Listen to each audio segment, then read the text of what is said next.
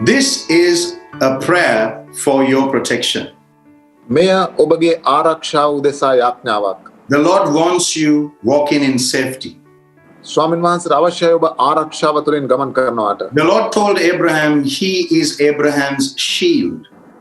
ස්වාමීන් වහන්සේ ආබ්‍රහම්ට කිව්වා උන්වහන්සේ ආබ්‍රහම්ගේ පලිහ බව. In Ephesians chapter 6, Paul the apostle says, our faith is our shield. අපොස්තුල පවුල්තුමා අපි 6 වෙනි පරිච්ඡේදයේ කියන අපගේ ඇදහිල්ල අපගේ පලිහ බව.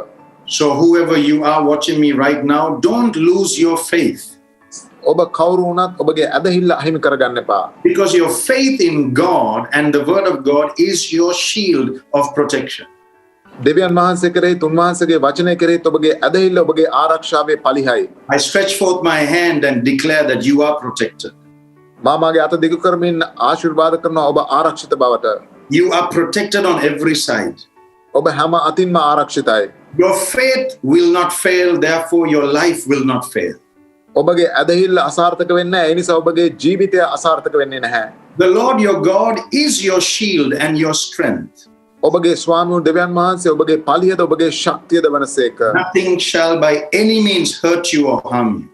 කිසිවකටත් කිසිසේත්ම ඔබට හානියක් කිරීමට බෑ.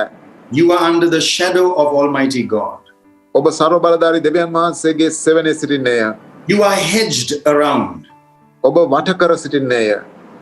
1,000 may fall at your side, 10,000 at your right hand, but nothing shall come close to you.